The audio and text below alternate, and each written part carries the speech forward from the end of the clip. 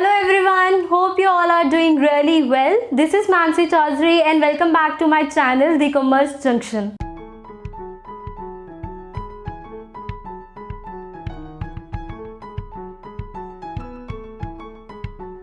Today we are going to learn the procedure of passing a journal entry. Before that, let me tell you what is a journal.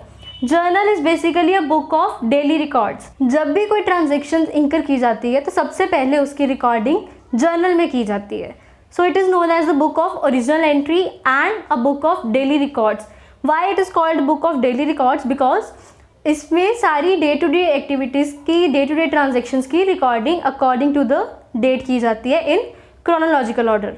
So this is the meaning of journal. Now let us proceed further with the format of the journal, that how you need to pass the entry, the procedure, the way you use for passing the journal entry. So I am drawing the format of journal over here like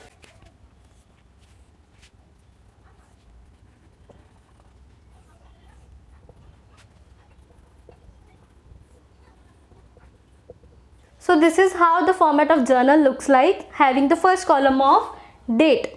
जिस date पे आपकी transaction इंकर हुई है वो date यहाँ पे record की जाएगी and not the date of recording the transaction. Second column we have is of particulars where we will pass our journal entries. Third column is of ledger folio. Ledger folio basically means the page number of the ledger. Ledger में जिस page number पे आपकी ये particular transaction record की गई है वो page number आप यहाँ पे रिकॉर्ड करते हो. Next we have debit amount and credit amount column. इस पे आप अपनी फिगर्स रिकॉर्ड करोगे that what amount is involve in a transaction. So जो भी अकाउंट आप डेबिट कर रहे हो उसका अमाउंट डेबिट अमाउंट में आ जाएगा एंड जो भी आप क्रेडिट कर रहे हो that will be transfer to credit amount. So this is how the format looks like. Now what is the procedure of passing the entry? अब वो पढ़ने से पहले आपको अकाउंट्स की क्लासिफिकेशन आनी चाहिए. In this video we are going to talk about the traditional approach. So traditional approach के अकॉर्डिंगली आपके अकाउंट्स को 3 पार्ट्स में क्लासीफाई कर दिया जाता है, that are real account, personal account and nominal account. अब real account, personal account and nominal account क्या है ये मैंने आपको अपनी पिछली वीडियो में बता दिया था. So if you haven't watch that video go and check that out. You will have a complete clarity of these accounts and what is to be debited and credited according to these account as per traditional approach. Coming back to the procedure of posting the journal entry, we are going to use traditional approach for the day. So as per traditional approach, we are going to classify our accounts into real, personal and nominal. I'll explain you with the help of an example how to pass a journal entry. For example, Mr. A invested rupees 50,000 into the business. Mr. A ने business में 50,000 rupees invest किए हैं. अब जो भी उन्होंने investment की है वो बिजनेस के लिए क्या बन गया? कैपिटल. बिकॉज कैपिटल अकाउंट क्या है? रिप्रेजेंटेटिव पर्सनल अकाउंट है जो कि ओनर को रिप्रेजेंट कर रहा है. सो यहाँ पे हमारे पास 2 अकाउंट्स कौन से इन्वॉल्व हो गए? एक हो गया आपका कैपिटल अकाउंट, 50,000 की वो कैपिटल इंट्रोड्यूस कर रहा है और वो कैपिटल इंट्रोड्यूस कर रहा है दैट मीन्स वो कैश लेके आ रहा है बिजनेस में. We have not specified over here कि वो एसेट्स में इन्वेस्टमेंट कर रहा है, अपनी पर्सनल प्रॉपर्टी लेके आ रहा है, इन काइंड इन्वेस्टमेंट कर रहा है. We have only told that Mr. A invested 50,000 rupees into the business. So वो कैपिटल लेके आया 50,000 रुपीज़ की. दैट मीन्स बिजनेस में अगर पैसे आए हैं we are business, we are receiving cash into it. So second account कौन सा इन्वॉल्व हो गया यहाँ पे? Cash account. डन. अब कैपिटल अकाउंट क्या है? रिप्रेजेंटेटिव पर्सनल अकाउंट है. यहाँ पे ये कैपिटल अकाउंट मिस्टर ए को रिप्रेजेंट कर रहा है. सो मिस्टर ए क्या है? Personal account. मिस्टर ए यहाँ पे क्या कर रहे हैं? हमारे बिजनेस में पैसे इन्वेस्ट कर रहे हैं, हमें पैसे दे रहे हैं यहाँ पे. सो पर्सनल अकाउंट का रूल क्या था? Debit the receiver and credit the giver. Mister A is giving me the money, he is investing money into my business, so he is the giver. So mister A's account यहाँ पे credit हो जाएगा. दूसरी चीज़, mister A मुझे cash दे रहा है यहाँ पे. दैट मीन्स हमारा बिजनेस क्या कर रहा है? कैश रिसीव कर रहा है. कैश क्या है? Real account. So real account का रूल क्या था? Debit what comes in and credit what goes out. Cash is coming into the business, so cash account यहाँ पे डेबिट हो जाएगा. So what is the entry? It would be cash account debited, we denoted it with the DR. To दूसरा अकाउंट कौन सा इन्वॉल्व था? Capital account. जो कि मिस्टर ए को रिप्रेजेंट कर रहा है। हमारा रूल क्या यहाँ पे अप्लाई हुआ, पर्सनल अकाउंट का रूल अप्लाई हो रहा है, credit the giver because mister A is giving me the capital. So to capital account, capital लेके आया वो 50,000 की और मैं 50,000 ही रिसीव कर रही हूँ यहाँ पे। सो this is my first entry. इस एंट्री को एक्सप्लेन करने के लिए यहाँ पे एक नरेशन यूज़ किया जाता है।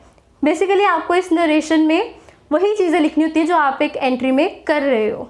आपको पूरा क्वेश्चन दोबारा लिखने की ज़रूरत नहीं है, आपको सिर्फ एक लाइन में एक्सप्लेन करना है कि आपने इस एंट्री में क्या किया है। अब इस एंट्री में क्या हो रहा था, मिस्टर ए कैपिटल इन्वेस्ट कर रहे थे। सो नरेशन क्या हो जाएगा,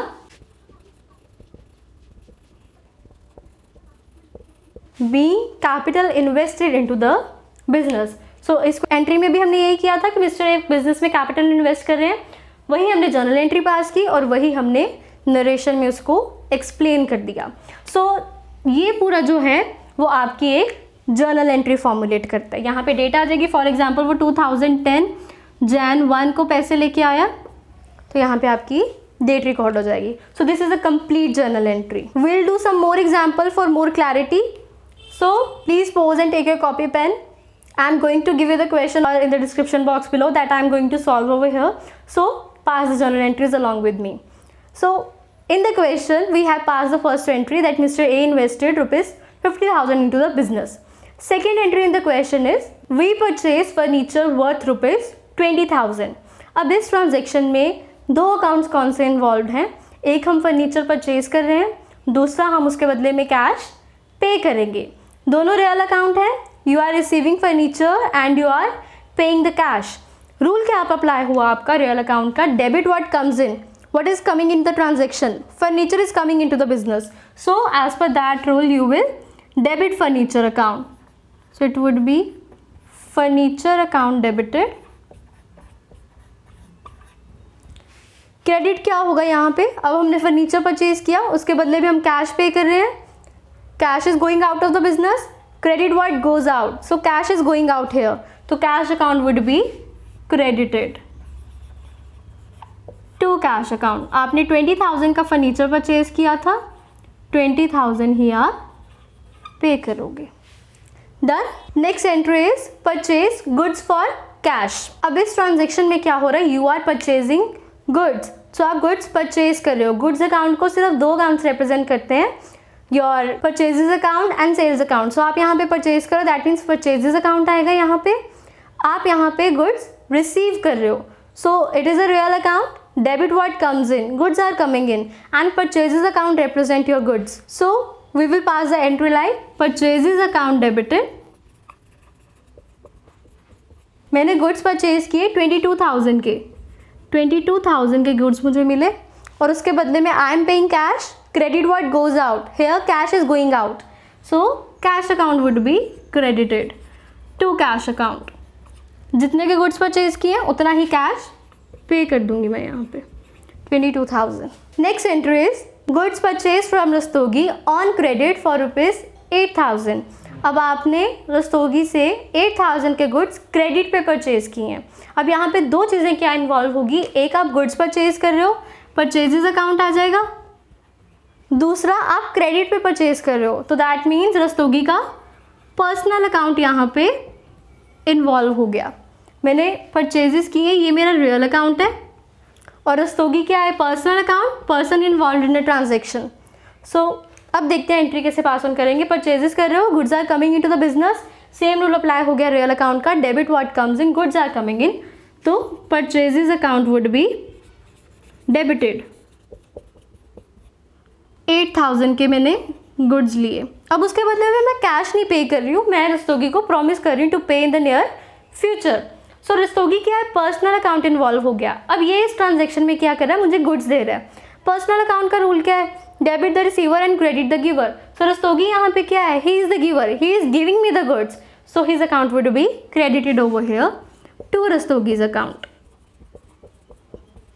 विद रुपीज 8,000. सो यहाँ पे रस्तोगी मेरा क्रेडिटर बन जाता है because I have to pay him in the near future. Moving on to the next entry, we have sold goods for cash. आप कैश बेसिस पे गुड्स को सेल कर रहे हो. सो अगर मैं कैश बेसिस पे गुड्स को सेल कर रही हूँ, that means goods are going out of the business. यहाँ पे दो अकाउंट्स कौन से इन्वॉल्व हैं, एक सेल्स अकाउंट, दूसरा cash account. So sales account क्या है मेरा, वैसे तो इनकम है बट हम ट्रेडिशनल अप्रोच यूज़ कर रहे हैं यहाँ पे. तो सेल्स अकाउंट कब आता है, जब आप गुड्स को सेल ऑफ करो. That means goods are going out of the business. It is a real account. So goods are going out of the business. Real account का रूल क्या है, क्रेडिट व्हाट गोज आउट. तो sales account यहाँ पे credit हो जाएगा. And मैं cash basis पे सेल कर रही हूँ, दैट मीन्स वो गुड्स बेचने से मुझे पैसे मिल रहे हैं. I am receiving cash. It is also real account. Real account का दूसरा रूल क्या है, debit what comes in. Here cash is coming in to the business. So what will be your entry, it would be cash account debited to sales account ₹7,000. यहाँ पे cash और sales दोनों real account rule के accordingly use किए गए हैं. Debit what comes in and credit what goes out. I hope it is clear. Let's move on to the next entry. Next entry we have is paid rent ₹750. अब इस transaction में आप rent pay कर रहे हो. Rent मेरा क्या है, एक्सपेंडिचर है. नॉमिनल अकाउंट आ गया. नॉमिनल अकाउंट का रूल क्या है, debit all expenses and losses. तो रेंट मेरा एक्सपेंडिचर है, उस रूल के accordingly rent account would be debited over here. मैं रेंट पे कर रही हूँ. So credit what goes out, cash is going out of the business. So ये भी मेरा रियल अकाउंट का रूल आ जाएगा. 750 का रेंट था और 750 ही मैं पे कर रही हूँ. Next entry is paid salary to the manager Shri Shyamlal. अब यहाँ पे नेम जो है वो मैटर नहीं करता, because you have paid the salary and salary is your expenditure. So again nominal account आ गया, debit all expenses and losses. Salary is my expense, so I will debit the salary account. ₹5,000 and I am paying the salary. I am paying cash. Cash is also a real account. So real account का rule, credit what goes out. Here cash is going out of the business. So I will credit cash account to cash account ₹5,000. I hope it is clear. Last entry is the question is deposited cash into the bank ₹20,000. So in this entry I am depositing cash.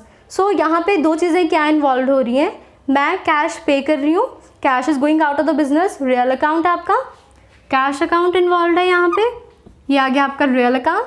And दूसरी चीज़ क्या involve है, मैं किसको cash pay कर रही हूँ, मैं bank को कैश पे कर रही हूँ. तो दूसरा अकाउंट यहाँ पे इन्वॉल्व हो गया बैंक. बैंक क्या है, it is a personal account. It is an artificial personal account. तो यहाँ पे क्या हो रहा है, बैंक पैसे रिसीव कर रहा है. सो पर्सनल अकाउंट का रूल क्या है, debit the receiver, bank is receiver. So in this entry we will debit bank account. और मैं कैश पे कर रही हूँ, cash is going out of the business, credit what goes out as per real account. तो cash account would be credited over here to cash account 20,000. Done. So this was it for the traditional approach. If you like this video, please give it a big thumbs up and subscribe to my channel, and don't forget to hit that bell icon so that you get notified whenever I post my next video. And comment down below if you have any doubt in this session or what other topics you want me to cover. I would love to hear it from you. Thank you so much for watching this video. I'll see you next time. Till then, goodbye and take care.